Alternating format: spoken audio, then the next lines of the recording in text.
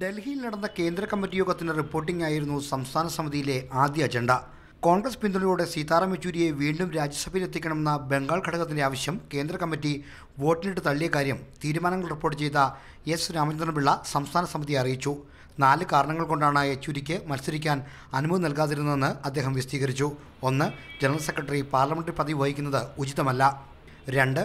രാജ്യസഭയിലേക്ക് 2 ടേമിൽ കൂടുതൽ അവസരം നൽകുന്ന പതിവ് പാർട്ടിക്കില്ല. 3. കോൺഗ്രസ് പിന്തുണയ്ക്കുന്നത് യെച്ചൂരിയെ മാത്രമാണ്. ഫലത്തിൽ സ്ഥാനാർത്ഥിയെ അവർ തന്നെ നിശ്ചയിക്കുന്ന സാഹചര്യമാണുള്ളത്.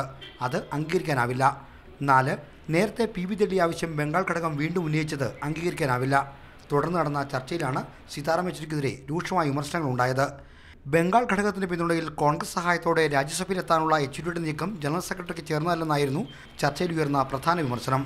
യെച്ചൂരി നേരത്തെ നിലപാട് വ്യക്തമാക്കിയിരുന്നെങ്കിൽ ബംഗാൾ ഘടകത്തിന്റെ ആവശ്യം കേന്ദ്ര കമ്മിറ്റിക്ക് ചർച്ച ചെയ്യേണ്ടി വരില്ലായിരുന്നുവെന്ന് KN ബാലഗോപാൽ, M സ്വരാജ് തുടങ്ങിയവർ വിമർശിച്ചു.